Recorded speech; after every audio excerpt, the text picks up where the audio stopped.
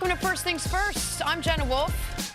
That is the Hall of Famer Chris Carter. This guy over here, that is Nick Rice. Good morning, everyone. Nice to see you, Nick. We got to spend an extended day together yesterday doing a little marketing photo stuff for the show that the audience will see at some point. We're going to do that again today. I put a picture of it. You see it? You don't follow me on Instagram. I don't have an Instagram account. on Instagram.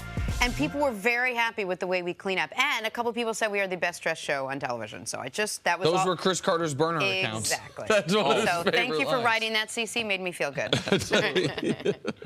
Good stuff. All right, well, as comfortable as you are in your home this morning, so are the Celtics. Apparently, Game 5 shifted back to Boston last night, where the Celtics were undefeated at home all postseason, where the Celtics are still undefeated at home all postseason. That after beating the Cavs last night 96-83.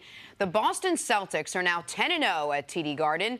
A worn-down LeBron James dropped a game-high 26 points. Wasn't enough because the Celtics were led by rookie phenom Jason Tatum. He had 24 points. He had 17 boards. The Boston Celtics are now up 3-2 in this series. Here's Al Horford after the win. It's just different in the playoffs. So you get on the road and you're just out there against, everybody else. And, here I just think that our guys just feel, comfortable and good. It's credit, the atmosphere that's here. It's just a lot of fun to play in right now. I mean, I just enjoy, playing in the big moments, in the big games. I think that's, when I have the most fun. When things are on the line, and a lot of guys stepped up tonight, and I can't say it enough. We're one win away from going to the finals, especially after everything we've been through. Now that's a playoff chain. I didn't know the difference between the regular season and the playoff chain. That is the playoff chain. CC, you watched the game. How were the Celtics able to beat the Cavs last night? Well, for one, I think it's easy for me to see that as a team, the Celtics are a lot better team than the Cavs. And they have more things that they can go to. They have Jaylen Brown and Tatum. Either one of them can get off at any point in the game.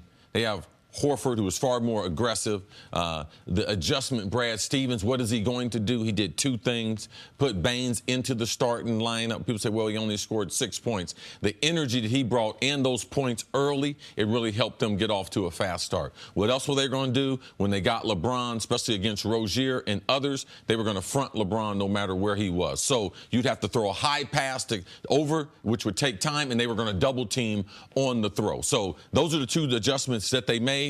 Making shots in the NBA is very, very important, and how they shot the ball behind the three-point line early. Those were the biggest differences. The other subplots, the backcourt of the Cavs being terrible. I mean, J.R. Smith, of all four teams left, all right, there's 5 starters on each team. J.R. Smith is the worst starter of all the finals teams left. And last night was just even more evidence, all right? As Nick would say, man, right now I think JR washed up, right? Because he only looks a shell of himself when they won the championship a couple years ago and the JR that we even seen last year. So those are the things that I thought led the Celtics to the victory in game number 5. To your point on JR, just to build off it, I'll go further. JR would not be in the rotation for any of the other 3 finals teams. Like, who's JR taking minutes from on Houston? Who's he taking minutes from on Golden State? Like, amazingly, you got more faith in Swaggy P than you do J.R. Smith right now for Golden State. He's certainly not taking minutes from anyone on Boston. But JR wasn't the reason they lost. He was part of the overall problem, which was there were 2 things going on yesterday. Because the Cavs, amazingly, defense wasn't bad. They was bad in the first quarter and then kept them in the game. They were even in the fourth quarter. They got 4 consecutive stops, but on the other end had 4 consecutive misses, and then 2 turnovers followed that up. Defense was fine. What happened yesterday was LeBron had a mediocre game by his standards, probably a subpar game by his standards, and everyone else was horrible. Kevin Love had 10 first-quarter points for the rest of the way. The 4 non-LeBron starters after the first quarter had 13 points in 67 minutes of action. George Hill and JR both make one shot. Ty Lue, who I was giving credit to with the adjustments he made. Why did Kyle Korver not play more? Well, Ty Lue says after the game, oh, well, his matchup's Semi Ojeleye, and he didn't get in the game, so that threw us for a loop. Come on, man. Like, this is the Eastern Conference Finals, one of the biggest games of your season. And then I'll go back to where I said earlier, LeBron didn't have the punch or the push that I expected him to have, knowing what he knew, which was we can essentially win the series tonight. And also once he saw, all right, we played a terrible first half. We're only down 11. They cut it under 10 multiple times in the second half, and it's not like LeBron was saving up something to try to have a closing kick. He just didn't have it last night. Now, he still gave you 26. He's led his team in points, rebounds, and assists, but that wasn't enough for what they needed yesterday. You said yesterday this was not a must-win for the Cavs. It was a must-win for Boston. Yes. Can you talk about Jason Tatum and how impressive it was that he came out the way he did after having sort of a little bit of a subpar last couple of games in Cleveland? Yeah, he played different on the road, but he's been probably their most consistent player through the regular season. He's even upped his scoring. That's one of the most impressive things about the Celtics, what they're doing. Their top 3 scorers, which have 6 years of NBA experience. Rozier. 6 years. Yeah, Rozier's That's got crazy. 3. Tatum, a rookie, and Jaylen Brown in his second year. Yeah. So that right there, poised, though. The moment wasn't too big for him. Great defense. This is the best defense I've seen Tatum play. So his overall contribution wasn't just that he was shooting the ball, that he was poised, but his ability to play defense, get deflections. I thought this was his most impressive defensive outing. But this is why this is such a missed opportunity for Cleveland. Going into the game, what do you want to do? Hold Boston under 100. They did it. In fact, Boston didn't score more than 23 points in any quarter except for quarter one. What do you want to do? Make sure Terry Rozier still continues on the trend he had in Cleveland, which is not quite unplayable, but problematic for Boston. He was, I think, 3 for 15 in the game, and they were hunting him down on defense. Make sure Al Horford doesn't get off. Horford was good, but he was held to only 4 field goals made. You did all of those things, and you were dominated in that game from start to finish. There were times it looked like Cleveland could make a comeback, but there was no time in that game that Boston was not in full control of it. And it's not because the defense didn't show up. It's not because Boston went unconscious from 3. They did make 13 threes, but they took almost 40 of them. The 6 in the first quarter, though, were a huge difference. Absolutely right. Because it breeds so much confidence as you go into the second half of the game. Halfway through this regular season, I asked both of you guys if it seemed like LeBron was asked to do too much on this team, that eventually would he just get tired and worn down, that physically he's doing a lot, emotionally he's sort of carrying the team, and the answer was a resounding, but that's what he does. He's good at it. He doesn't get tired. It seemed to be in his prime somehow in like year 15. I'll ask you again, in this postseason alone, is he being asked to do too much and just shoulder too much of the load? No, that's who LeBron James is. That's the reason why he's so great. That's why there's a ravine between the best player in the world and the other best players. No, he had a bad day. To me, it looked like more of a respiratory thing. Some days you just can't breathe. To me, he had a hard time getting his breath. That's all part of being an athlete. Some mornings you wake up and you don't have your best stuff. But if he had some type of support, he would have been able to get through this game. But this is what LeBron James, and that's why his career has been so great. He's exceeded all expectations, even when he had the nickname the King and the heir apparent, the kid from Akron, who's going to bring a championship to Cleveland. On the cover of Sports Illustrated, he always exceeds expectations. But last night let you know, in the life of an athlete, can you have a bad day? And 26, 10, and 5. That's his bad day, and that is the burden. And I will not give LeBron a pass this morning, because I can't sit on television and say not only is he clearly the best player in the world, but he's the best player ever, and then hold him to a regular superstar standard. I could say, listen, we all thought Chris Paul had a pretty damn good Game 4 for the Rockets. He had 27, 2, and 4. We all think LeBron played really poorly. He had 26, 10, and 5. But that's fair. Chris Paul is playing by a different set of rules, just like Durant is, just like Steph is. That is the burden of being the best player in the league unanimously and one of the best players ever unanimously. He needed to be better yesterday.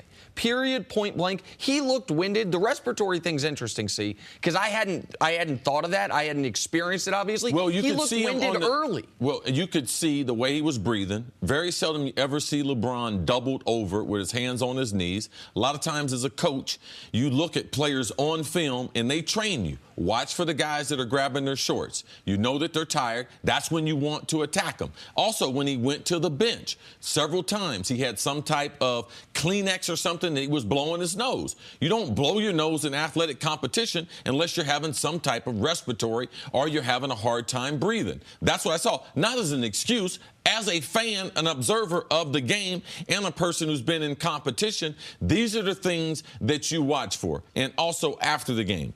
No one knows him better than Ty Lue. Ty Lue said in the press conference, he was winded. He looked gassed. Now, LeBron tried to go beyond that and try to, make it seem as if it wasn't a big deal, but his coach even noticed it. I've said before that LeBron's uninjurable, and that appears through 15 years to be true. But he is not indefatigable. He's not someone that cannot get tired after the workload he's carried. We're just surprised when we see it. Now, they play in about 36 hours. I expect him to be as great as we've seen him throughout the majority of this postseason. That is the standard that he's set. But they needed a 40-point game from LeBron yesterday to win, given what the supporting cast did, and he didn't have it in him. I know. Unfortunately, he doesn't have the luxury of getting a cold, so we're going to have to talk to him about it. He doesn't. No, he really doesn't. Coming up, a very serious story surrounding Milwaukee Bucks guard Sterling Brown. We'll talk about that next on First Things First.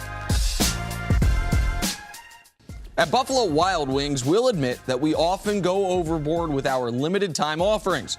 We just can't help ourselves. Take our new signature sampler. For $15, you get wings and 3 shareable options, like fried pickles or cheese curds. Then there's our aptly named over-the-top nachos, a literal mountain of crispy tortilla chips loaded with your choice of pulled pork or honey barbecue chicken, corn, jalapenos, and more. Then top it all off with our new platinum margarita. Go overboard with us today at Buffalo Wild Wings. Wings, beer, sports. Available for a limited time while supplies last. Please drink responsibly. Back here on First Things First, some disturbing news to pass along. Milwaukee police released footage from January of an officer using a stun gun on Milwaukee Bucks rookie Sterling Brown. The incident stemmed from a dispute over a potential parking violation. Milwaukee's police chief has apologized to Brown for what he described as inappropriate actions taken by officers. Brown says he plans to file a lawsuit against the department.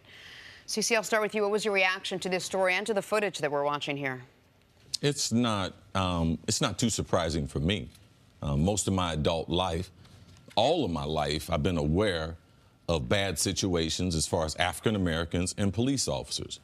It's been brought to my attention by my mother at a very, very young age, by my sisters and brothers. Then it became real, 1991. That's when we saw Rodney King. So I've been watching videos all my adult life of African Americans being harassed, beat, tased, all types of things, shot to death by officers of the law. So how do I feel about it? The only reason why I probably watched it was because I have to make comments about it on TV. Well, the only reason why they're making comments about it on TV is because he's a professional basketball player. So now we're going to try to act like, oh, we're going to care a little bit. Oh, the media, oh, the public, oh, we care about it because we're fans of sports. People don't care because you know what's going to happen today? Other blacks are going to go about their business and they're going to be harassed the way we have been harassed for a long, long time. The reality of that video is being black in America is totally different than being white in America. So I'm tired of looking at videos of the same thing in 2018 of something that I watched when I was younger as a young person, and I've been watching all my adult life. So people today will care, but ultimately it don't matter if black people care. It only matters if white people care. Because that's the reality that we live with, that I live with every day, that you don't have to live with. Your kids don't have to live with. All right? I've been trained. I trained my kids. I trained all the kids that I coached in little leagues. And the kids who I coach, white kids, I didn't have to tell them these things about police officers because they're not treated that way. Now, I would love to see the reaction, God forbid, if it was Aaron Rodgers. Man, if this was Aaron Rodgers, then I believe something might happen.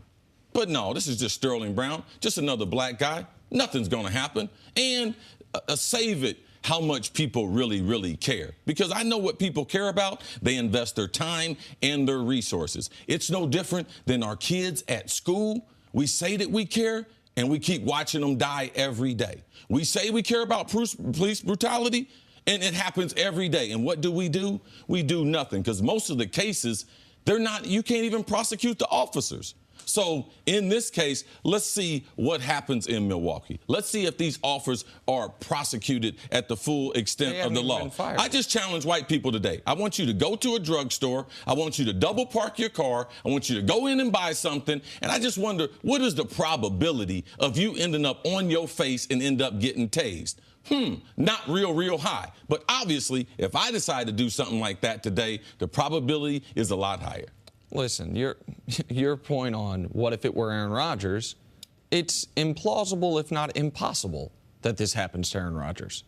Because, listen, we just know there's two sets of laws. There's laws that I get to live by, and there's laws you get to live by. You and I were talking before the show. I at times, sometimes at inopportune times, can have a bit of a smart mouth.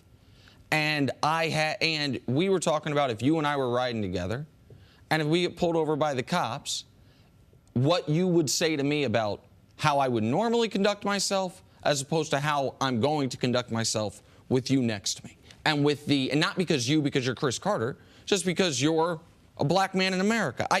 But anyone thinks that, I'm glad we're playing the video. Maybe there'll be a few people that it shocks them into a realization. But we can just leave it to athletes for a moment. Professor Lou Moore did a great chronology via newspaper articles. This 1939, Jackie Robinson, traffic violation, gun pulled on him. Jackie Robinson. 1974, your friend Lynn Swann, a red light violation, gets beat by the police. Mid-1970s, Bill Russell in Los Angeles, traffic violation, gun pulled on him. How about just a few years ago in New York City, Thabo Sefolosha standing outside of a club with an altercation he's not involved in. He gets a nightstick to the shin bone and gets it shattered. People don't care. And I will go one step further with it, because this is what is so disheartening. It's worse than people not caring. Since these videos, you mentioned the Rodney King video, but there has been a proliferation of these videos in the last 5 to 6 years thanks to these, right? Thanks to camera phones and cell phones. According to every reputable polling source, white Americans' approval of the police has gone up in this time frame, not down. So the question that is asked is, are the police in these instances acting unlawfully? That's one question. Another question is, are they doing what the communities are actually asking them to do? Are people actually okay with, for black Americans, misdemeanor, if that's not even a crime, double parking, it's a ticket, it's a violation, being punishable by beating, by shooting at times? Because I know what people's response will be. Well, don't double park your car. We theoretically have a system of laws in place in this country where if you commit a crime, you go to trial, you can get, none of those are summarily executed in the street or tased and beat by a half dozen cops because you committed a parking violation. And I just want to add one other thing, because you mentioned the police aren't going to be punished or haven't been punished. They haven't been fired. Forget being prosecuted. They're all still officers. I hear a lot of people very often say, hey, we all know we have a few bad officers. Few bad apples is how it's put. But let's not lump them all into it. And I can buy into that. But I would request, I would implore, I would beg all the good officers out there, you're allowed to say something. You're allowed to report the bad apples, if you will, because I would argue they make your job more dangerous. The more people are afraid of the police, the more people are on edge around the police, the more at risk the good and the bad, but the good officers are. And so I don't know what it's like to walk in your shoes, see? I have an idea of what it's like to be afraid for my son, but I don't know what it's like to walk in your shoes. But was I surprised? How could you be surprised? It's America in 2018. I don't know how you could be surprised by that happening to anybody, whether he's an NBA player or not. I don't want to say what surprised me, but what was very interesting is that he immediately, or shortly thereafter, or as this has sort of unfolded, decided to use this as a teachable moment, if he could. He said, "This experience with the police department has forced me to stand up, tell my story so I can help prevent these injustices from happening in the future," which sounds great, and it's wonderful to believe that way and think that way, but we keep hearing these stories happen over and over again. Does he have a responsibility as an athlete, Kris, to somehow share his story over and over? Is there anything that will change by him doing that? Nothing's going to change, Jenna. Like, they can stop fooling themselves, all right? Why, as an athlete, should I have more responsibility than other citizens? Just because people are listening. This story is going to be shared more because he is an athlete. Is Sterling Brown, is he more important? Is his life more important than anyone else that's died or been? No. Of course not. No, so no, I'm not going to put the responsibility on athletes. You know the reason why? Because athletes aren't in control.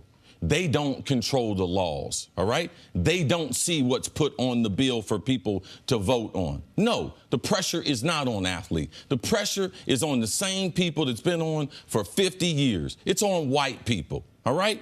All right? Stop locking black people up. Stop harassing. Stop profiling. You know, because after today, Sterling's going to say his piece, but you know something? I got 7 brothers and sisters. I got a mother. No matter where they go, they're going to be damn terrified. You know the reason why? Because of white officers and them harassing them. And to think that some basketball player is going to stand up and it's going to change their life of my nieces and my nephews?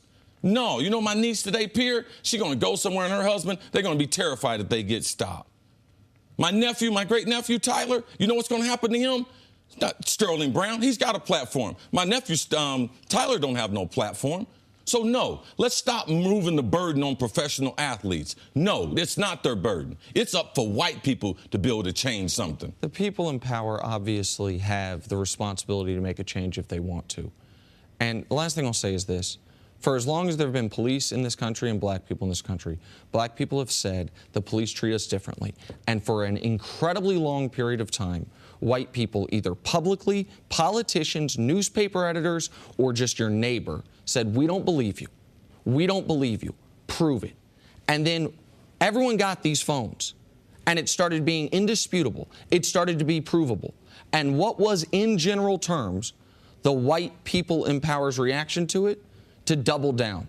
Well, act better, comply, don't break the law, don't have a broken taillight, don't double park. Instead of saying, "Oh my God, we are so sorry. We didn't know what it was like. We're sorry we didn't believe you."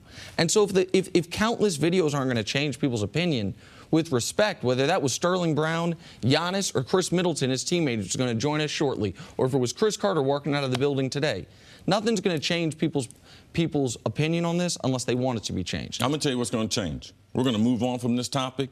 We're going to change to something else. And I'm going to go about my life and my family's life, and it's going to be exactly the same damn way. That's what's going to happen. All right, we're going to break there. We have much more First Things First after the break. Stay with us.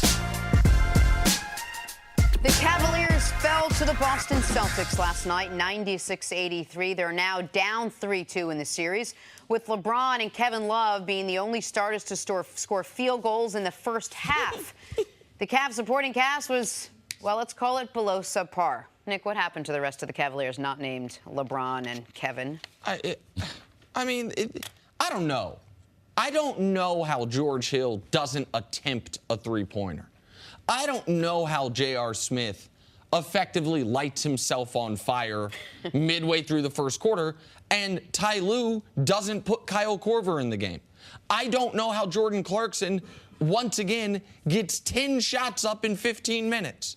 As bipolar, I shouldn't use that term, as hot and cold as the Celtics have been home and road, The Cavs role players have been similar game to game, not necessarily determined on where the game is being played. Not just the postseason, since the trade. Throughout the regular season, absolutely. Yeah, that's why we shouldn't be surprised. That's the reason why I said Cleveland's not a great team. They got the best player, but it's not a great team. And the reason, because those other people, the inconsistency, when you're talking about a critical game number 5 in Boston, and they're starting backcourt and George Hill and JR. I mean, JR had more fouls, well, I think he had 4, than he had points, assists, rebounds, and steals. He had 5 fouls. He had 5 fouls, yeah, because he almost broke his leg on the 1 foul. Yeah, he had 5 fouls, but less points, rebounds. He made 1 field goal. I mean, 1 field goal as a starter in the NBA and you're playing 30 minutes, like, that's just, it's uncalled for. And with Rodney Hood being down and them really having no answer. Like, man, this is what I hate to say I expected to see. And this is the reason why I didn't predict that the Cavs and LeBron would make it to their 8th straight final. I mean, this has been the reason why going into the Toronto series, you thought Toronto could win that series. You thought that if they got Philly, you thought Philly would be any terrible. of those teams I would have picked over the Cavs. Over the Cavs. And my guess is, we haven't talked about it yet, my guess is right now you feel like Boston's going to win this series. Right. I told you yesterday, at the end of the first quarter, I would tell you the team in control of the series. Mm-hmm. You know, and it's like, yeah, I know you go back to Cleveland for 1 game. I know Game 7 for LeBron, but this team in the Celtics plays so much better at home, and knowing that they're going to have at least another 3 and plus another 7 quarters there, yes, that's why I have the Celtics. Here's why this is so concerning, and I'll leave it at this. Because of what happened in Game 2 in Boston. Because I believe the Cavs are going to win when they go back home. Boston's been terrible on the road. The Cavs have been good at home. They lost first home playoff game of this season, and that's it. But we saw in Game 2, LeBron go to Boston, put up a 42-point triple-double, and lose. Why? Because all of his other teammates were terrible. Like, I think we can rely on LeBron in the Game 7 that I think is going to happen, being great.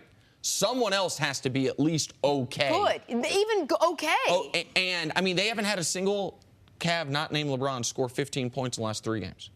Look, this is also the team that on the off chance they get by Boston, you said that the one team they probably would want to match up with is Houston. There's no way that team that you saw last night can hang with the Absolutely Houston Rockets. They better not be thinking ahead of the next 5 minutes. Right. All right, speaking of what's going on out west, we wanted a series there, and while it wasn't always pretty, it was a little lopsided at times, a little messy. It's exactly what we got. Rockets and Warriors all tied up at 2 games apiece after Houston stole a road win on Tuesday. That series now shifts back to Houston tonight for Game 5, where the Warriors have listed both Andre Iguodala and Klay Thompson as questionable with injuries. Here's Draymond Green on the Warriors' mindset heading into the game. Kind of pissed off. You know we let one slip away. So definitely guys are pissed off, but encouraged as well. I love the way this team responds when our back is against the wall. I don't mind our backs being against the wall because I know, what we're capable of, and I know the level of focus and intensity level that this team's bring when that is the case. So, it is what it is. I think we blew a golden opportunity, but it's not one that we can't get back. We know we can go get it back, so it's no panic. If I may, I just have a question.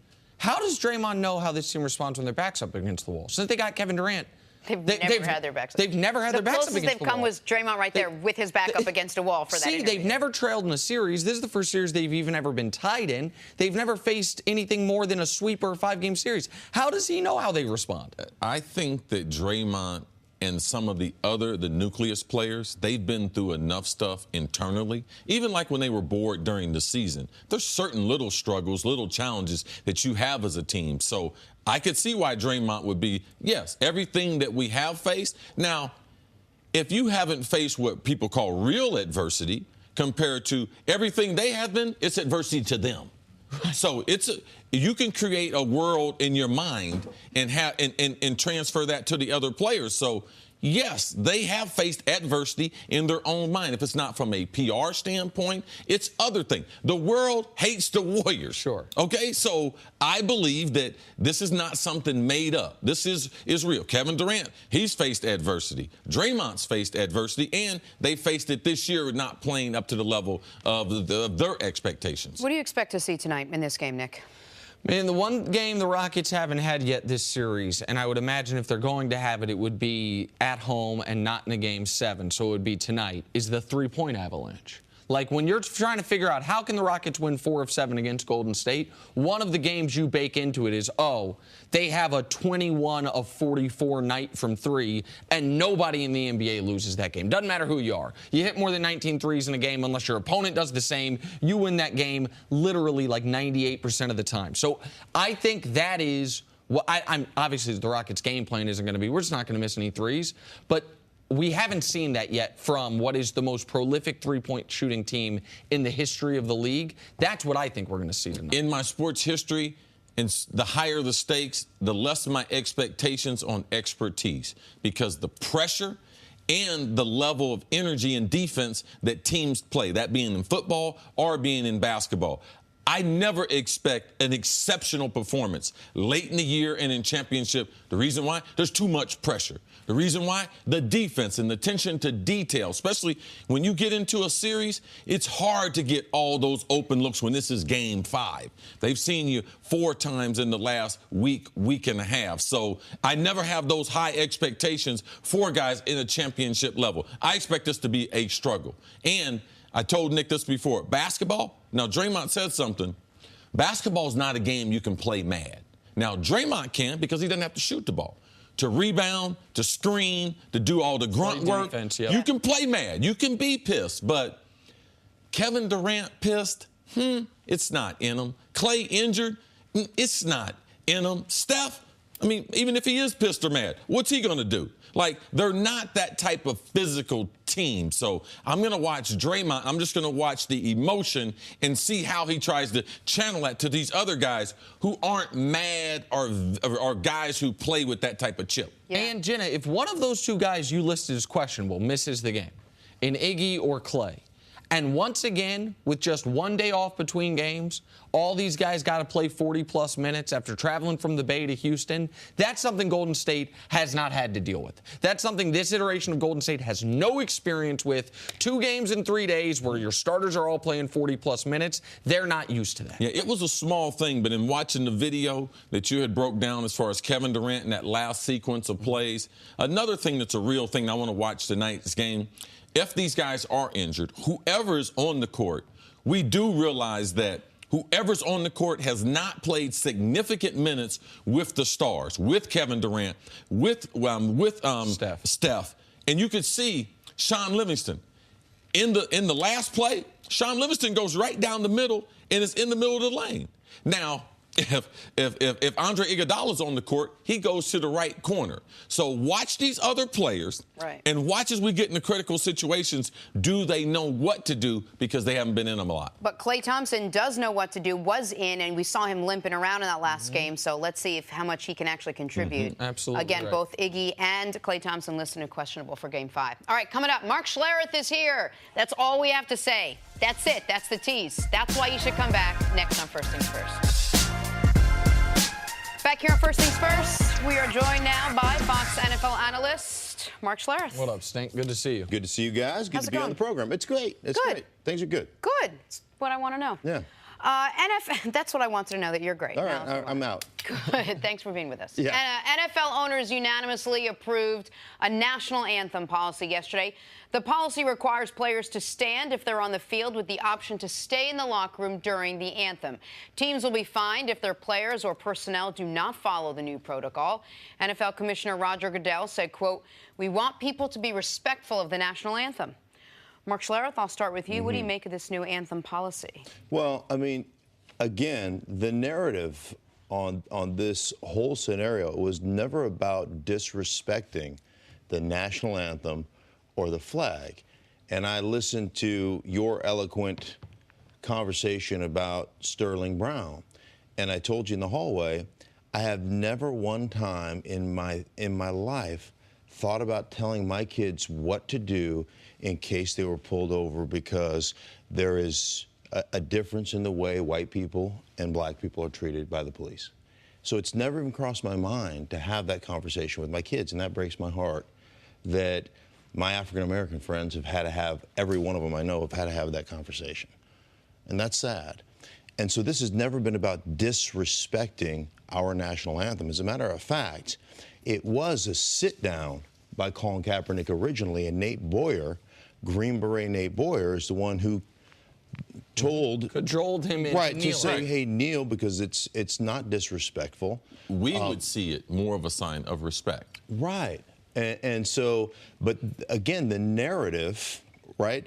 What was the tee-up question that you just asked me? What was the narrative is that it's disrespectful to our country or to our anthem. And that has never been the intent from Colin Kaepernick or any of the other players. It's really to draw awareness to what we just saw with Sterling Brown, who on a traffic violation got tased by the Milwaukee police. That's what this whole thing has been about from the start. And I understand being a business owner. You understand being a business owner. If things on the surface, even perception becomes reality. So if the perception by the American people and by our president and everybody else saying this is disrespectful, everybody buys into that, well, then that hurts your business. And I understand from an owner standpoint, they're concerned about their business, as well they should be. But again, the narrative has become disrespect, and it really has never been about that from the player's standpoint. It's been even the way most shows or whatever, news or sports, put it on the screen. Anthem protests is how it's been. That's not what they're protesting. Right. If someone does a march, that is not a traffic protest. Like that, they're just marching through the streets. This is so frustrating, because I do understand that because the discussion has been hijacked, because the discussion became this is disrespect of the troops, even though you have countless troops, active service members saying, I kneel in solidarity with the NFL players, that it's been disrespectful of the anthem, even though you have every player, every single player that has taken a knee or was sitting or raising a fist has gone out of their way to say, we are not disrespecting. We are not disrespecting the country. We are striving for a better country. But you're right that it has been hijacked to a degree to where that is how people view it. So I also understand why the owners would say, listen, we're not in the protest business. We're in the football business, and we think this is hurting our bottom line. What is so incredibly frustrating to me is I truly believe in my heart that the people angriest about this, the loudest people, whether it's politicians or football fans or just television viewers, they are not angry about how the players are protesting. They are angry about what is being protested. I think because if this were the exact same thing, sitting and then kneeling, and Colin Kaepernick and the other players were asked, why are you doing this?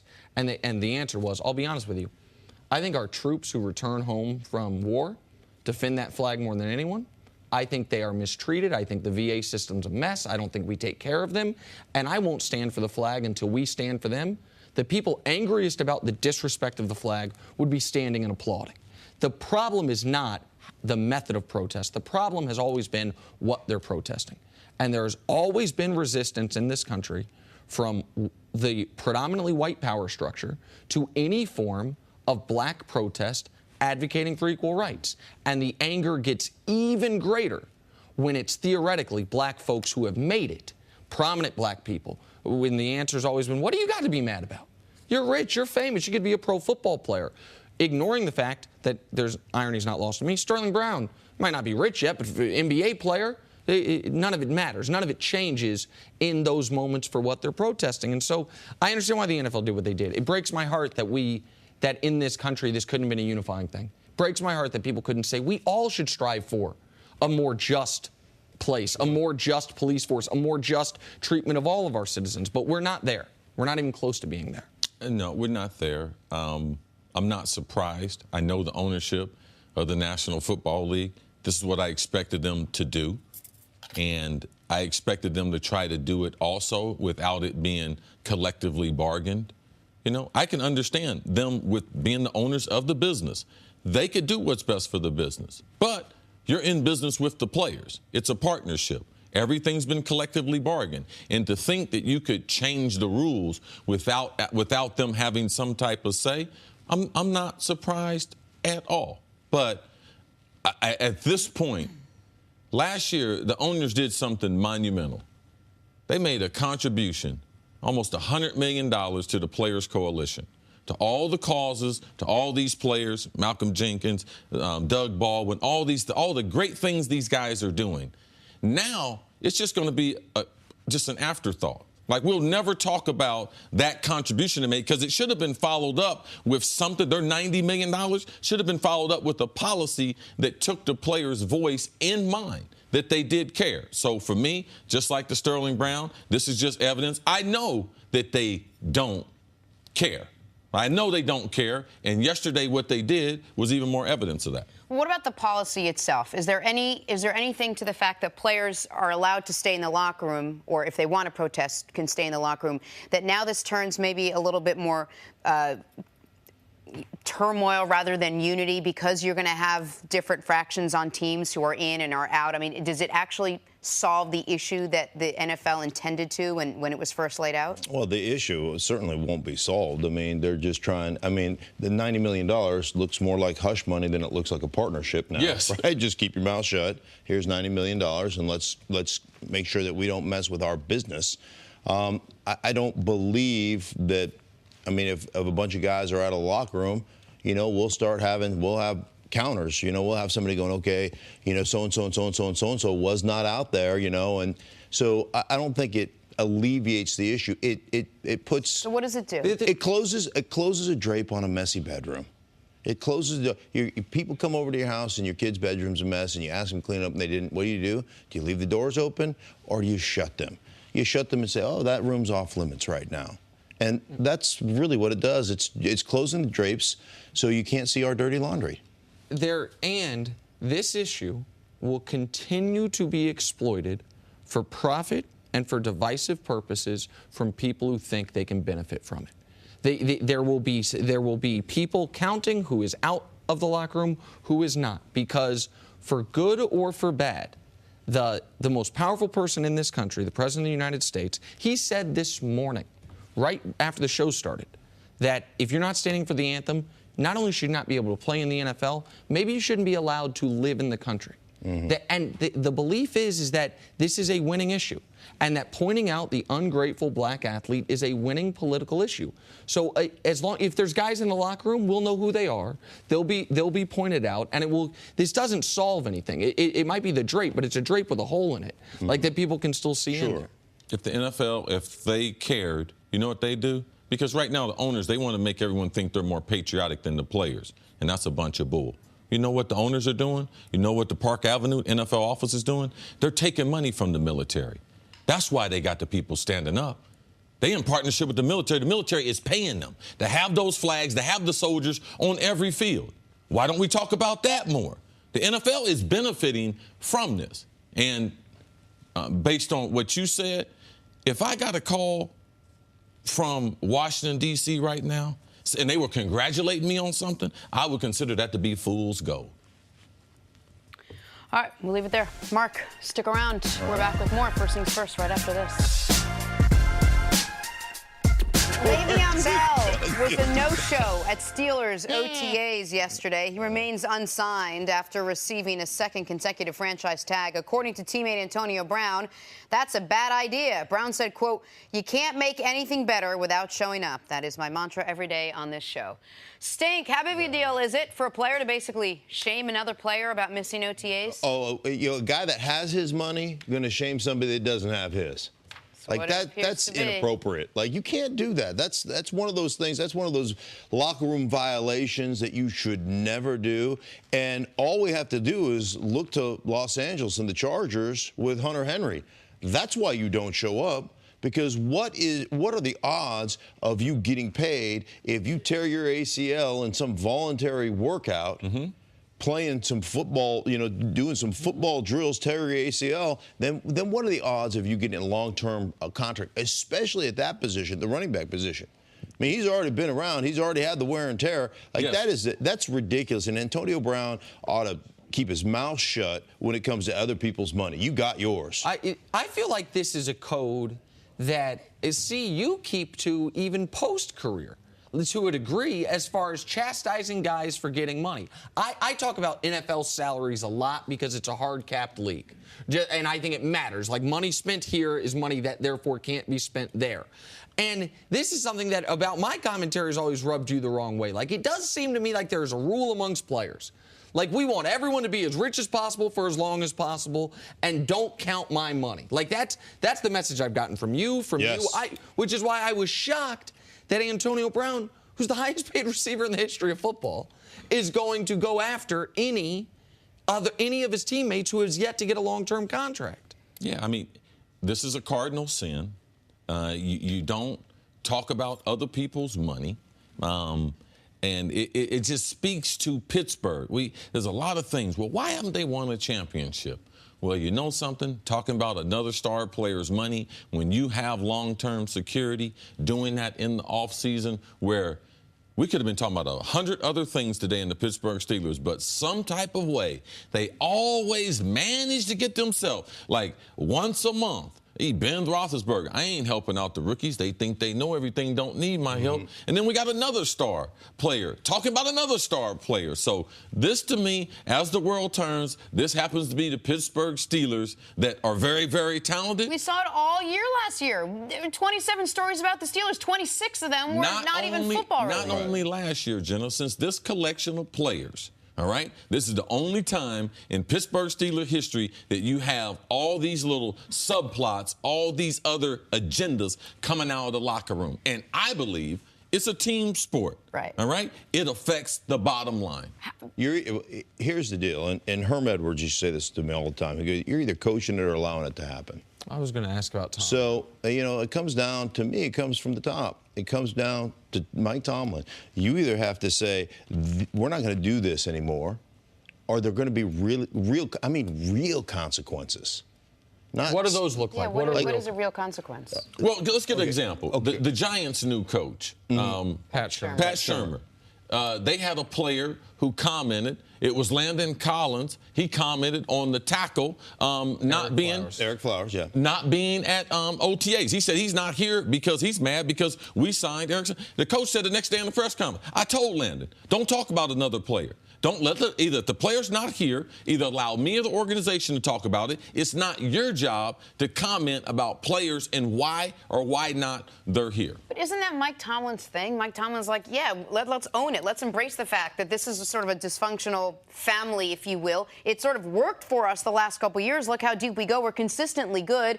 So let them have their whatever they want to do, and when we get out on the field, we're going to go play football. Hasn't that sort of been the way Mike Tomlin has coached this team? There's no question. And you can talk about one of the most talented teams in the league for sure, but one of the most talented teams we've ever seen here in the last decade that doesn't have a ring. To show for it in the last 5 or 6 or 7. I don't remember when exactly the last time the Pittsburgh Steelers won a world championship, but it's been a while, and they haven't done it with this collection. Before they had El Bell, before they had Antonio Brown. Right. I mean, it was Big Ben was there, and Mike Tomlin was there, but that's basically it as far as the key components go. And there's earlier we were talking about LeBron, and you were like, everyone says he played terribly. He did have 26, 10, and 5.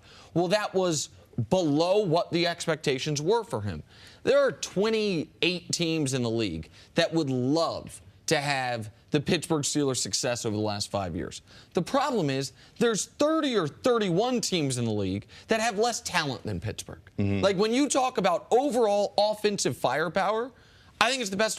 It could be the best offense in the league. It's the only team in the league that has a consensus top 5 quarterback, running back, and wide receiver. It also has an entrenched head coach, has an excellent home field advantage, has a division where you get 2 free wins every year against the Browns. Like, there are a lot of edges you have in Pittsburgh, and they haven't fully exploited. I thought they would last year. I thought they could win the Super Bowl last year. Right. Let me give you one of the most regal people I've ever been around in my entire life is Joe Gibbs, my first head coach. And Joe Gibbs used to say this all the time, and it holds true. And it holds true through I was blessed to be on 3 championship teams. He used to say that talent will make plays in the first 3 quarters, and great character will win games in the 4th quarter. And the problem that you get into when you have a collection of talent that cares more about itself than it cares about the collective of the team, is that when the going gets tough, you're worried about you as opposed to us. And when you're not worried about us, guess what you don't do? You don't win championships. And that's the bottom line. And that, to me, is the Pittsburgh Steelers' problem. They have a championship organization at the top. They have a championship level of talent throughout their team, but they don't have a championship attitude that permeates that team, and that starts from the coach. Mark, you have a championship attitude. We love it. Absolutely. It makes us happy. You got the hardware to prove it. Thank you so much, as always. Love having good to be with here. you guys. Coming up, look who's here. Milwaukee Bucks star Kris Middelton. All right. Welcome to the show, bro. Thanks for having me. Back here in First Things First, and in an effort to be a show that has a lot of tall guests, we decided to invite Milwaukee Bucks star Kris Middelton onto our show. Thank you for hanging out with us today. Absolutely. Yeah, thanks. If people aren't watching a lot of NBA League Pass because the Bucks aren't on national TV a ton, one of the league's most underrated, all-around excellent players. Appreciate it. Like, he's baseball call five-tool guy, can do everything. It's really, really great to have you on the show. Thank you. All right, we got a lot to get to today, but we do want to start with some tough news regarding something that happened to your teammate earlier this year. Milwaukee police released footage yesterday of an officer using a stun gun on rookie Sterling Brown. Now, Brown says he plans to file a lawsuit against the Milwaukee PD. Kris, let's bring it out to you here. How's Sterling doing with all of this? How much did he talk about with you and the team? I saw Sterling a couple of days before I left Milwaukee, and he's doing great right now. He's in a great place of mind. He has a great peace of mind right now. During the time after it happened, you could tell it bothered him a little bit. During that time, he asked for his privacy, which we all respect. He just wanted to think it over with his family and try to get some advice from his legal teams or whatever. So we kept it private, left him alone about it. But I'm glad he's doing better now. I'm glad he's going forward with a civil lawsuit and speaking on this matter. Now, for me, it's a little bit different. As a professional athlete, I'm part of a different community. You live there in that community. Yes. So it has to hit you. Not only is that one of your teammates, but this is where you live. This is where you pay taxes and everything. So how did it affect you and the other players on that team? Because it had to affect you. No, we felt like we were the guys in that video. I mean, this is not the first time something like that has happened in Milwaukee. So guys are not too happy about it. I know our organization is fully behind Sterling, which is great. So to have something like that happen to one of your brothers you see every day, you go into court with and fight, to see that he did nothing wrong except for park his car sideways in the wrong spot. There's no use for that type of abuse or intimidation by the police. And if people don't know, because the Milwaukee Bucks organization came out with a very strong statement. Oh, man, it was awesome. It was the support they gave. The amazing support, and it's in an interesting juxtaposition with what's going on with the NFL and those owners right now. But there's some history here. I think it was John Hinson had a racial profiling incident in Milwaukee. The president of the Milwaukee Bucks, who is a white man, he said a few months ago, this is the most racist city I've ever been in. And he caught a lot of flack for that. And then this statement, I am curious how it is being, I mean, you're 6'8", you're black, you're in Milwaukee. How is living in that city, given what's happened to your teammates and given, evidently, I haven't spent a lot of time there, the climate of the city as a whole? Yeah, it's tough. Knowing how tall we are and the color of our skin, we're kind of a target. I mean, we're easy to see, we're easy to point out. If people don't see our face, they take us as a threat at first because they don't recognize us as basketball players, which is wrong. So just the people that live in that city to see that they probably have to go to that all the time is very unfortunate. All right, Kris, let's switch gears and talk about the game, what we're all enjoying right now. Last night's NBA playoff action. The Boston Celtics improved to 10-0 at home this postseason with a 96-83 win over the Cavs. Kris, in case you don't know, Nick and I have been wagering, going back and forth a little bit. It's a little bit of a Cavs fan. I'm a little bit of a Celtics fan, so it's good. You saw firsthand when your Bucks took the Celtics to 7 games with the home team winning 1. Last night, the home team were the Boston Celtics. They ended up winning. What do you think makes the Celtics so difficult to beat at TD Garden? Why are they so hard to beat there? Is it just the crowd, or is it something else? They're comfortable at home. They feed off that crowd. That crowd is tough. They're rowdy. They get after our fans that are there and then us on the court. So it's a very tough place to play. Those young guys, they feed off that crowd. They feed off that energy, which is tough to do in Boston. Go ahead, C. Go ahead. Apologies. The series you guys played, it was jarring to me, the discrepancy between the home road. And I thought for the Celtics, that would, whoever advanced, but for the Celtics ended up advancing, that would then change in the next rounds. It hasn't. You played 41 road games during the regular season and then the 3 in Boston. Or the 4 in Boston. What is different? Is it a better home court advantage than other places, or is it just their guys are better for some reason at home than they are on the road? I think their guys are better at home so far. I mean, that's what the numbers have proven so far throughout the playoffs. But that's why everybody fights for home court standings in the playoffs. They know how big that home court could be. To get Game 7 on your home court and have a crowd behind you instead of going against them makes things much easier for them. Yeah, one of the X factors for the Celtics has been their coach. Very seldom do we see as much attention on the coach as we've seen with Brad there in Boston, with their 2 superstars being out of the lineup. Give me some things that you have witnessed in going to battle against the Celtics, the adjustments that he made that you said, wow, okay, now this coach is on a different level. Yeah, each game he made adjustments, game by game, and sometimes in-game adjustments, which is frustrating to see sometimes how they change rotations, change if they're going to trap the ISOs or force you to play one-on-one. Brady does a great job of pinning his guys in positions to score. I mean, they're a deep team, and each guy on the court, even their 5-man, Aaron Baines, is out there shooting knocking down jump shots. So he does a great job of pinning different bodies on different guys for matchups and just trying to take certain things away for the team's success. Kris, is this where you thought the series would be right now with the Cavs trailing 3-2? I don't know what you thought going in, but is it playing out the way you thought it might? A little bit. I mean, last night was a huge game for them. They pulled it out. We were in the same situation during our series, and we thought we could get a win on the road for Game 5 in Boston. Couldn't get it done. You see LeBron trying to do it by himself. It's going to be hard. He's going to need all those guys around him to help out and hit some shots. Yeah, I'm not going to call you a role player. Nick and I watch you all the time. But anytime you play with a superstar, a lot of times that's what the conversation is. You play with Giannis. It's just like kind of playing with LeBron. It's all the other players. You've thrived with that, though. How much pressure is on the Cavs and the role players when you're playing with a superstar?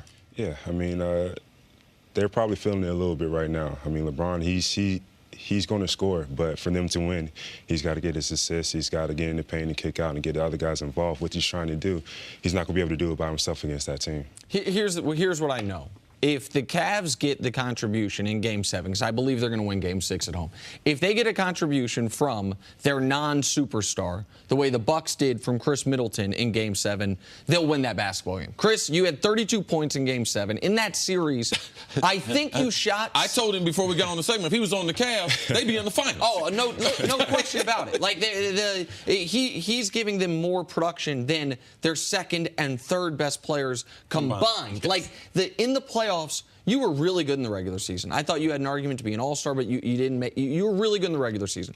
In the playoffs, you shot 60% from the field, averaged 25 points a game, and I think 61% from 3, which sounds make-believe. Yeah. Usually that means you were 3 out of 5, but no, you were shooting a bunch of threes. That was against the best defense in the NBA. Why do you think you succeeded so much against a defense that has strangled almost everyone on the Cavs but LeBron? For some reason, I was able to get into a rhythm. I was able to get to my spots. You know, they threw a lot of different guys at me to length, size, speed. Even when Marcus Smart came back, just his toughness. But I was able to get to my spots and shoot over guys, use my length. And my teammates did a great job of setting me up for the most part. All right, so I got a follow-up question on that. Because the analytics community of which I'm a part of says there is no such thing as being in the zone. There's no such thing as a hot streak, that's all make-believe. There's a lot of nerds now. I watched you. I watched KD the first 2 games of the Rockets-Warriors series. Visually, I feel like there's absolutely such thing as being in the zone. There's absolutely such thing as catching fire.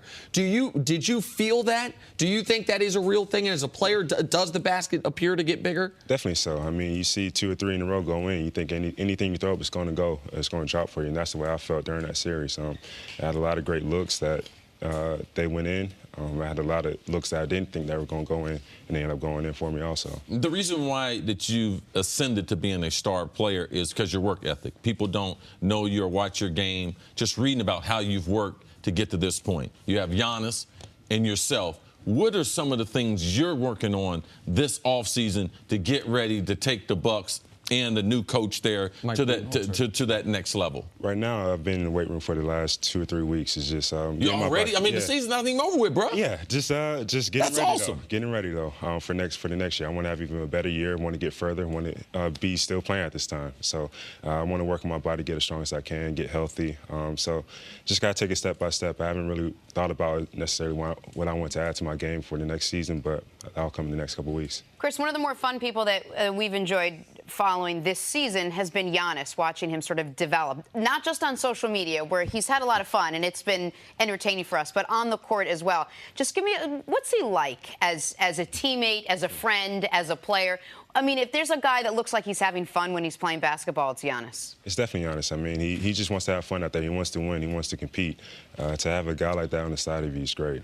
He's an incredible talent. He's a great guy, a great teammate. You know, I'm glad I have him by my side. Do you, real quick before you go, do you have a great, like, Giannis Welcome to America story? We've heard about the first time he had smoothies. I read a story about him taking food home from the team cafeteria because he couldn't believe there was so. Is there a great, maybe people don't know it, Giannis early days story? How he was addicted to watching Coming to America. I mean, he couldn't speak English that well, so he had to watch movies like a lot of people do, and Coming to America was one of his favorites, that he would come through quoting, trying to sound like Eddie Murphy and whatnot. That's amazing. That's great. That's awesome. All right, Chris, thanks so much for hanging out with us. Success. Thank you for coming by. All the best to you. Thanks. Stick with the weight room stuff. Big fan. Big fan. That was my takeaway. Love having you here. Enjoy your off season. Thanks. We're back with much more First Things First right after this. Back here in First Things First, look who's here. FS1 NBA analyst Kris Broussard. Another Chris. Another Kris. There's always Chris's on this show. We have a In lot addition to you. Yeah, of all Chris. kinds of Middleton, me. all kinds of bad spellings. And- I was going to say we have three different. We have That's right. three Chris's with All three different spelled differently. spellings. Absolutely. Mine is the right way. Y'all just Yeah, my mom went is left. still trying to spell it that way. Well, and Kris Middelton, the KH for Kris Middelton is a very. He might be the only one in the country with that. I wish him and I could have been in the same class. Like, I would have had a few little jokes for him going. All right, time for some stories to start your morning. The Clippers and head coach Doc Rivers have agreed to a contract extension. Rivers is coming off his 5th season with Los Angeles on a team that went 42-40 and just missed the playoffs. Nick, good idea to give Doc an extension? Listen, if you offer it to him, he's going to take it. Doc Rivers not in the turning down money business. I think Doc Rivers, now that he doesn't have all the other responsibilities, is a better coach, and I thought he did a good job once they traded Blake Griffin. I thought they made the most of that team. He did a great job last year. My problem is I thought he did a poor job when they actually had talent, championship level talent. I mean, I really do. Look, he was great this year. They say in the NBA you can't coach on a lame duck contract last year. I know they say that. I don't know why. You can't. He's going to get $11 million. The feeling was that he would be upset or maybe leave if they didn't give him an extension. This is just to not put him in a lame duck situation. Two things. Number one, in the NBA, there is no luxury of great coaches. If you got a good coach, you better not fire him, because the ability to get another coach is highly questionable. And number two, right now doing cartwheels and did the splits, his son. Oh, I got an extension. I'm ready. Yes. Family money. Dad the took care of splits. him for sure. Recently, there was some speculation that Karl Anthony Towns could be on the trading block this summer, but according to a report, the Timberwolves would rather fire coach Tom Thibodeau than deal Towns. CeCe, what do you make of the tension in Minnesota? I believe the tension is real, but I don't like the look for Karl Anthony Towns. I like him as a person.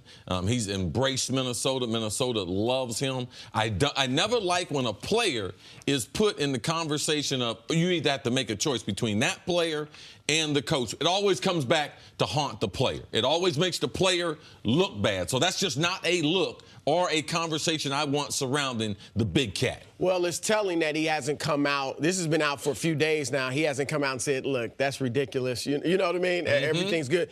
I get, though, where they're coming. And I love Tom Thibodeau. I thought in Chicago he was a top 3 coach in the league. He hasn't been tremendous in Minnesota, but he's been pretty good. But, yeah, if it comes down to Thibodeau or Karl Anthony Towns, it's a no-brainer. You got to get Thibodeau out of there. This is the business. Just like Chris Carter, you're our star player. If you came in one day and were like, it's me or Keta who's our coach, I love Keta. I think Keta does a great job. Keta gots to go. Sorry, Keta. I mean, those are just the rules.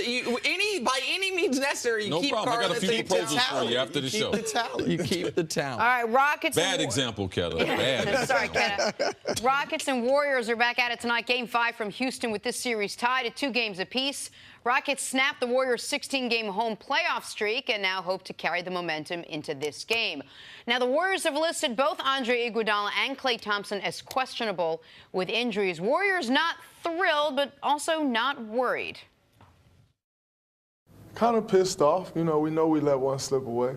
So definitely guys are pissed off, but encouraged as well. I love the way this team responds when our back is against the wall.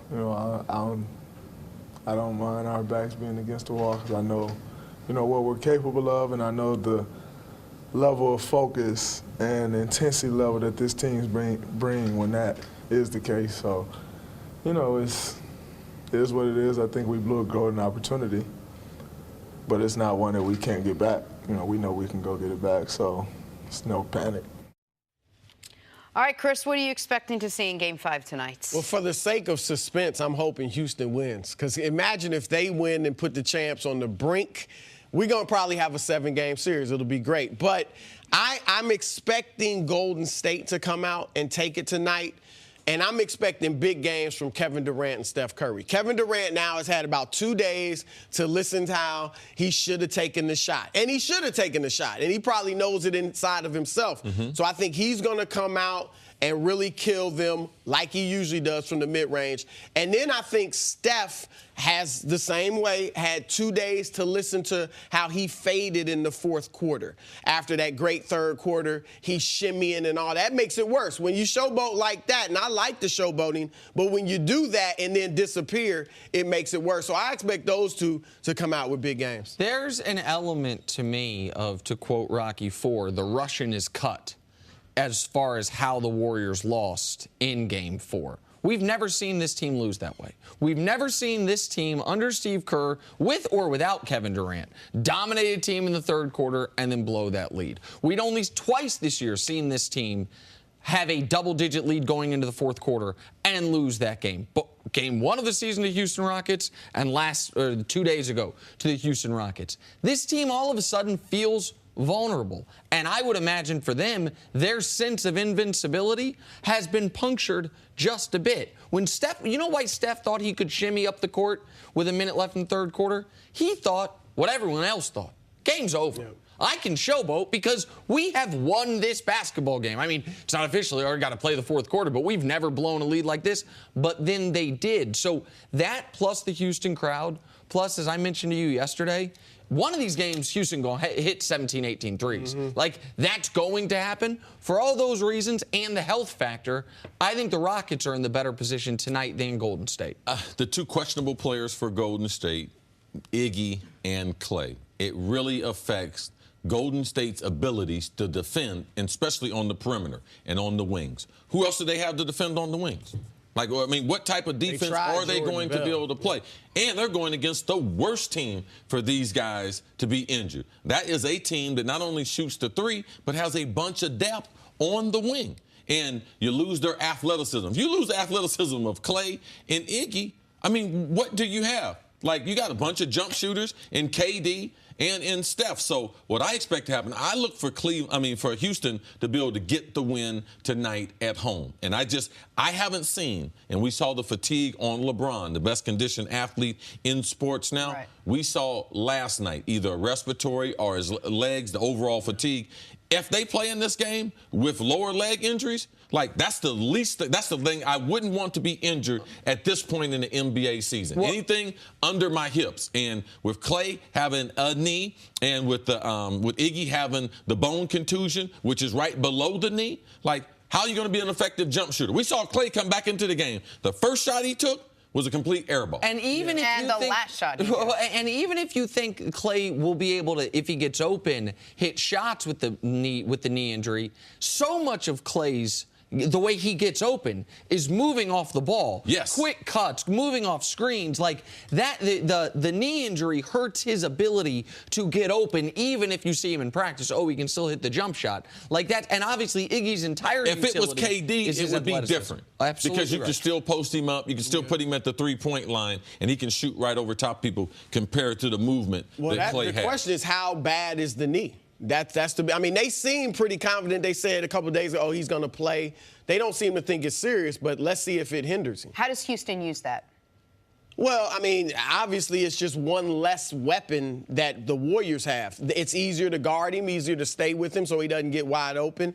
The thing, and again, I'm kind of assuming Clay will be Clay.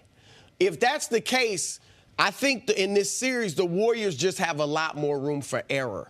And that you saw in Game 4, Kevin Durant doesn't play well, especially in the fourth. He's 9 for 24. Steph disappears in the fourth. Clay is hampered and doesn't do anything in the fourth. And they still are up by 12 in the quarter and lost by 3.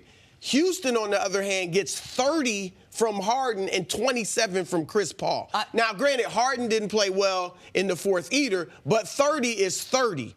And so those two, as you've said, they have to be great in the game for them to win. That's not the case with Golden State. I look at that a little differently.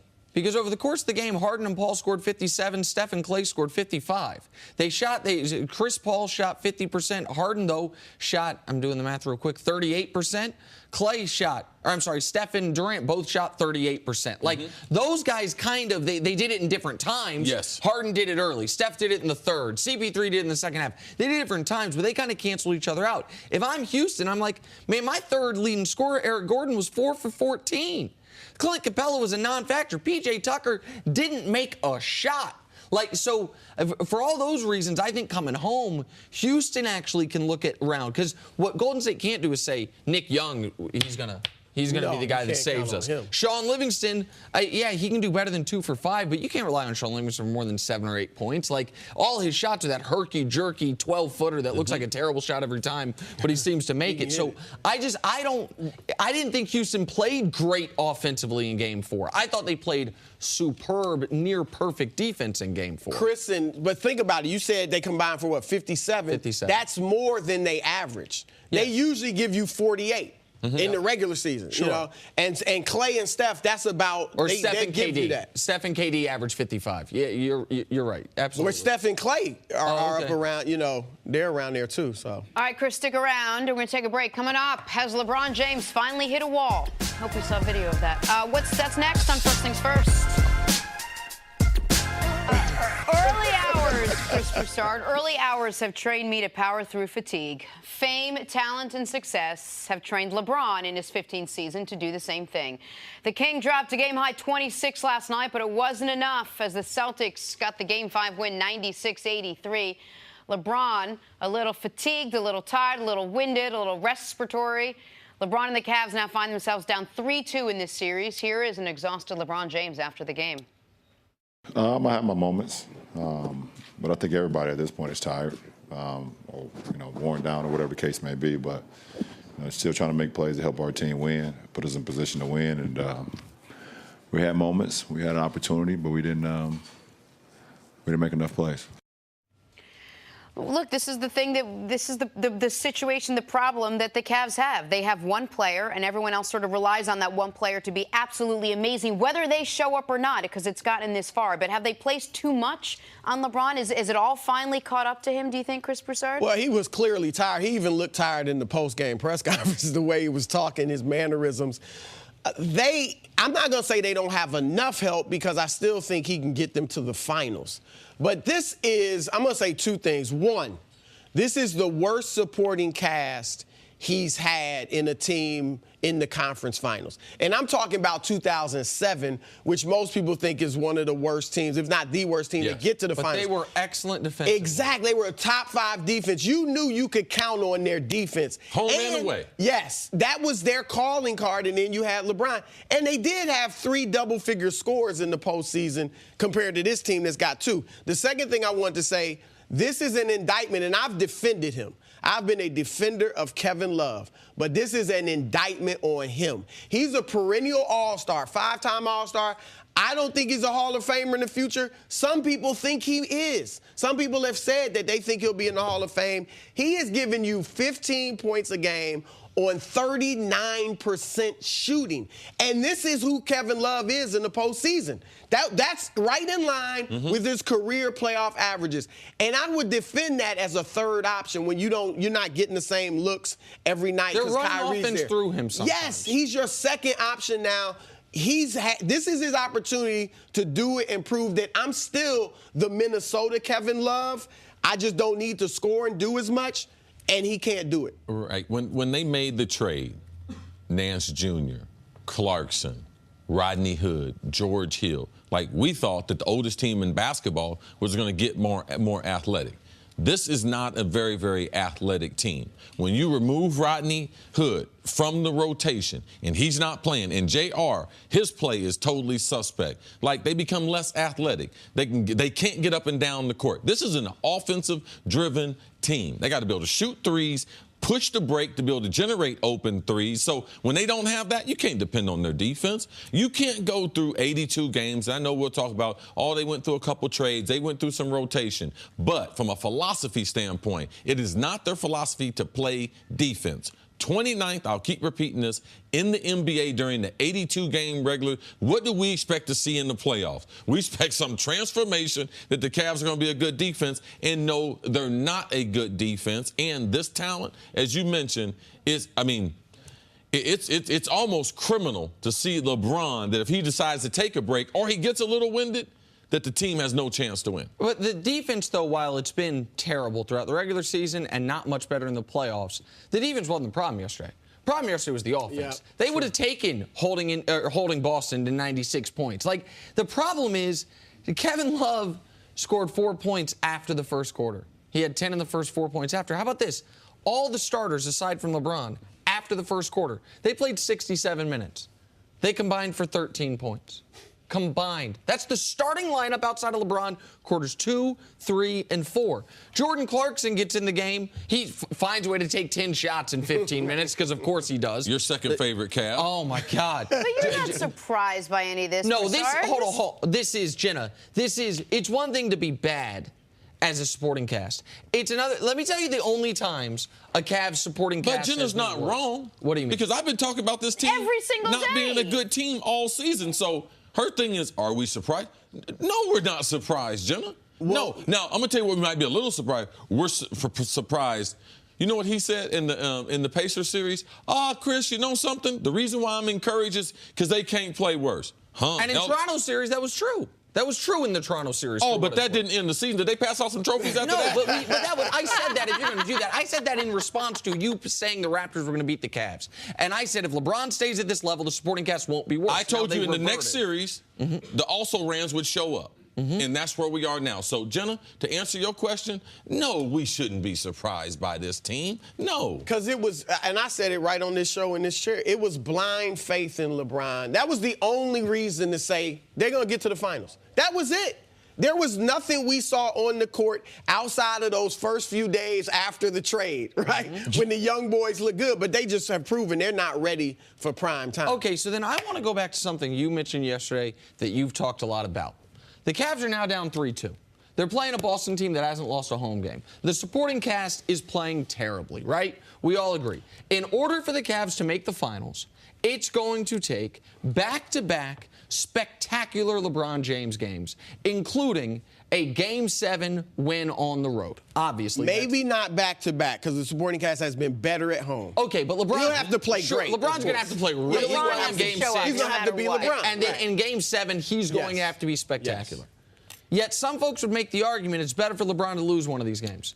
So someone explain that logic to me. Because the argument is the finals record. So you know how LeBron can avoid a finals loss? The reason why is because regardless of what you want to say about LeBron, this is not golf and this is not tennis. If he was Tiger Woods, that would be the information would be critical. If he was Serena, Venus, man, if he was Federer, Like, we be able to talk about it, but it's not. It's a team sport. LeBron has said that he was chasing Michael Jordan. Did nobody else say that? But so, hold on. I'm not asking about winning a championship or not winning a championship. How is it better for him to lose before the finals than in the finals? Either way, you don't get the championship. Because in team sports, they keep track of how many did you win and how many did you lose. And it doesn't count as a loss by losing before that? Well, here's the thing, Nick. You know, over time, things get blurry. Yep.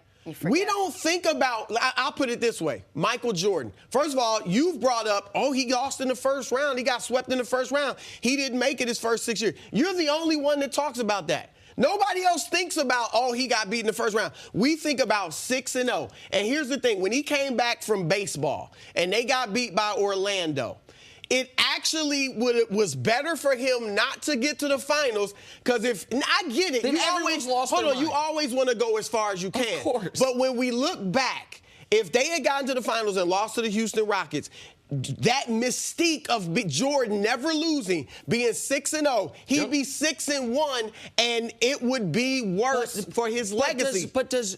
Do we all acknowledge how patently illogical that is? Yeah, Do we all I acknowledge get it. that the idea that it would have hurt Michael Jordan to win a series against Orlando that he lost, that it's better for his legacy? Well, in basketball, a star player, has proven that they can dominate the game in basketball, not like other sports. So the best players, we have put this on it as far as judging them. We've done it since Wilt. When Wilt couldn't win, Russell passed on to the others, to Magic Johnson, Larry Bird, on to Jordan, who inherited that, Isaiah Thomas.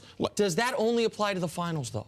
That's my question. In the grand discussion, because you're saying a great player can power a team to victory. No, that's what your numbers say with NBA history. Oh, I agree with you. Right? But why are you only applying that to the finals? Why are we not saying when a guy loses in the first round, second round, or third round, a great player would power them to the finals? Every round you win is an accomplishment. Every step on the ladder. You're making sense, Nick. I get where you're coming from. But in the discussion, years from now, nobody's going to be looking at, he got to the second round 8 times. So then they're going to be looking at what was your record in the NBA Finals on the biggest stage. I just want everyone on the record on this. Potentially, for LeBron's legacy, going for 50 last night and putting them in position to win this series would have hurt him. And playing poorly yesterday and losing helps him. That's where we're at. I'm not going to say that, because maybe Houston wins the West and Cleveland gets there and can upset them. Assuming they're going to lose in the finals, it would have been bad for LeBron to go for 50 and win the game last night. I'm just going to tell you, I don't see one little juncture in history where people are going to say 6-0 in the finals is not more significantly better than 3-4, 3-5, 3-6, 3-7. Well, let me just ask you this, and then we can stop. What would be better for you if LeBron right now, instead of being 3-5 in the finals, is 3-5 more impressive than 3-0? That's my question. If LeBron had only made the finals 3 times, and it were the 3 times he won, or what he's done, which is make it 8 times, if those other 5 years he lost in the East, what's more impressive? More impressive is going 8 times. Okay. But it's not more impressive than winning 6. Okay. And 3-0 isn't close to 6-0 either. So even if LeBron were 3-0, nobody'd have him above Jordan. Right. And another reason why, Nick, you're smart. You realize it's the only way to the king. Like, you got to talk about the totality, because your record is already blemished. So you have to already blemished. But you can't let that part of the road go. People have to stop acting like Jordan played 6 years in the league. He played 15. So, like, if he was hurt 1. The last 2, he was 40 years old. Okay. All right. So fine. Then call 1, he was 12. baseball. Are going to leave it there. But you know who's someone who can talk about basketball and all its merits and awards? Now, I remember seeing him in high school. All NBA All-Star Amar'e Stoudemire. Hey, Amar'e. How are you? What's up, fellas? How are you? Welcome back to First Things First. Oh, and once again, we're getting more tall people on the show. That's just what we do. 6'10", Amar'e Stoudemire. What's up, Amar'e? My guy, everything's good? It's good, man. It's been a long time. It has been. You watched him in high school? Yes. Oh, my gosh. Him and Moses Malone. Forget Michael Jordan. Him and Moses Malone were 2 guys I saw in high school, and I was like, why aren't they playing the NBA? Well, they're not eligible yet. Oh, they're going to be going the next year. Yes. And that's so the first time I ever saw Amar'e, it was not in person, but it was on 60 Minutes when you were in high school as this phenom getting ready to go to the NBA. It's great to meet you, man. Thanks, guys. We are Thanks for having excited to me. finally have you on our show. So thanks so much for being here. Amar'e, you spent 14 seasons in the NBA. For a fan, there is nothing like a matchup like the one we're watching in the West. Rockets and Warriors, all tied up at 2 games apiece after Houston stole that road win on Tuesday. The series now goes back to Houston tonight for Game 5. You've been watching all this unfold. What do you expect to see in this one? Tonight, Game 5. Oh, it's gonna be a good one. You know, Game 5 obviously one of the most important games of a series, of 7-game series. They say 85% of the guys who win, the teams that win Game 5 win the series. Yep. I think Golden State's going to be victorious tonight. I think they're going to be too much for them at home. So Mike D'Antoni, obviously, is a guy you have a lot of experience with. He's coach of the Rockets. He's been criticized some this postseason, this series in particular, for just basically saying we're going to do what we do. We're not making a ton of adjustments. Like, we're going to continue being who we are. What is in the playoffs? What does he like to play for? What that even-keeled approach? I think it was a similar demeanor he had in Phoenix. How does that help? How does that possibly hurt? What does he like to play for? Well, I think it's definitely a similar demeanor where he's, the way he's coaching now in the playoffs than when he did with us in Phoenix. But yeah, it's always with us. We had a floor general, with Steve Nash, and so he was able to allow Nash to somewhat control the game, and we all followed our point guard's lead from that point of view. I think now he feels the same way with James Harden, with Chris Paul, and these guys who have the savviness and also the experience to control the game. I think he's allowing them to play and to read the game on how the game's being played. Yeah, you have history with both of these coaches. Nick brings up a very good time that you had there in Phoenix. Also there in Phoenix was Steve Kerr. A lot of people don't realize that. Sure. As a general manager, it was short. Their relationship was say they couldn't get along. They had some different philosophy. How impressed are you with Steve Kerr after seeing him in the front office, now seeing him one of the NBA's elite coaches? Well, when Steve Kerr was our GM in Phoenix, it was such a great situation for us. As players, we truly enjoyed having him around. Coach D'Antoni was our head coach at the time, and everything was flowing perfectly. And as a GM, he did a phenomenal job for us. And so he actually gave me so much motivation to win championships. I would talk to him about Michael Jordan. I want to hear the stories about the greats. And so it was awesome. But to see him now as a head coach and what he's doing now with the Warriors, I didn't see it coming. He's doing a remarkable job with the organization. Speaking of things you didn't see coming, LeBron James is basically having the, year of his career in the last 15 years. You played, you know what he's like. You played when you thought maybe a couple years ago he was in his prime. How surprised are you that he's still playing at the top of his game right now? It's impressive. It really is to be 15, 16 years in just about, and to be playing at that level of excellence every single night. And the NBA season is such a long season. You have preseason, you have, the regular season and then playoffs. And this guy's been playing every year going into the finals, and he takes no time off, And so to see him still playing at a high level at this age is remarkable. You were the Rookie of the year before LeBron got to the league, and then he won Rookie of the Year. So, you guys were contemporaries. There was a period in time where you guys were both top 5 MVP. Like, people, I think maybe some of the younger audience doesn't know, before your injury, you were one of the dominant forces in the league. Steve Nash gets the focus from those Suns teams, but that doesn't exist without you hammering on folks and without some of the battles you guys went through against San Antonio. When you look back to your run in Phoenix, do you think about how great it was, or do you think about some of the injuries, or to Joe Johnson, he breaks his face when you guys could have won the title, the suspension when Robert Horry gets a hip check Steve Nash, you guys could have won the title? What's your feeling on that era of your career in Suns basketball? When I look back at it, I always look at it from a positive point of view, because we had so much fun playing. We transcended the game of basketball. When Coach D'Antoni said, "Hey, Amar'e, instead of you playing power forward now, I want you to play center." And at first I was like, there's no way, I'm only 245, I got to guard Shaq every night. And then once I made the adjustment of playing center, then that 7 seconds or less offense kicked in. It was just like, it was so much fun. We felt like rock stars on the road. The game was easy, and it was beautiful to play. When you say you transcended basketball, you also changed the way it's played. Like, can you Yes. when he first brought to you guys that style? Now everyone's doing it. Everyone's going small. Everyone's trying to play at a pace. Everyone's taking a bunch of threes. You guys and like the Nuggets of the late '80s were the only teams that had ever actually done it. How hard was the adjustment? How fun? Like, can you tell people that don't remember how different it was compared to the way other teams were playing? You know, it took a slight adjustment, but we had players on the team that were very fast and quick in their position.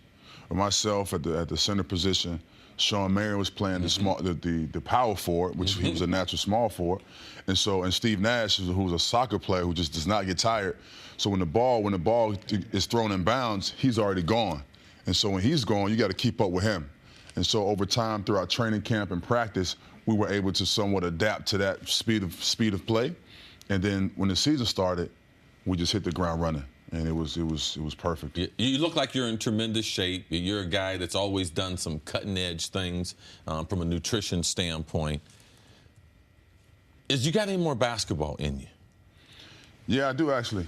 I mean, Really? I played last year. Right, I know that, but like moving forward, is basketball still on your mind? And if it is on your mind, where do we look to see you potentially playing next year? Yeah, I mean, as of right now, basketball is definitely on my mind. I'm training like you wouldn't believe at the moment, and so I keep myself in shape. But I'm also playing the Big Three, which is a cool situation for me to kind of somewhat stay in shape. And then I'm just preparing to see if I can make a comeback to the NBA, but we'll see. So you still have NBA aspirations? Because I think Yeah, now I had read that, but I didn't know if I could. I didn't know if my source was good enough. A lot of times my sources a little sketchy. But I mentioned when you walked in, you said you were playing at 245. What do you weigh now? You seem thin, like you seem cut up, but thinner than I remember you at your playing weight. That's intentional, it seems. For sure. My goal is to be as light as possible, but as strong as I can be.